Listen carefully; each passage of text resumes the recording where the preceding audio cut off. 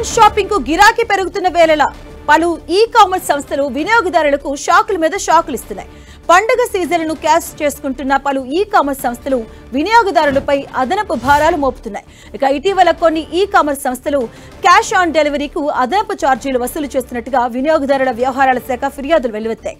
దీంతో ఈ అంశంపై కేంద్రం సీరియస్ అయింది.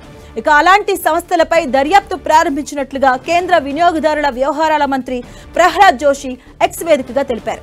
ఈ-కామర్స్ సంస్థలు వసూలు చేస్తున్న ఛార్జీలపై ఓ యూజర్ సోషల్ మీడియా వేదికగా పోస్టు పెట్టారు. ఈ పోస్టుకు కేంద్ర మంత్రి ప్రహ్లాద్ జోషి స్పందించారు.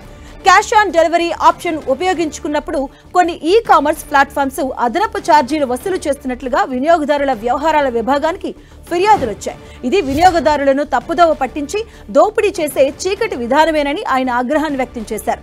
ఇక ఈ విషయంపై ఇప్పటికే దర్యాప్తును ప్రారంభించినట్లు తెలిపారు. అలాంటి ప్లాట్ఫామ్స్ ను గుర్తించి వాటిపై కఠిన చర్యలు తీసుకుంటామని తెలిపారు కేంద్ర మంత్రి ప్రహ్లాద్ జోషి.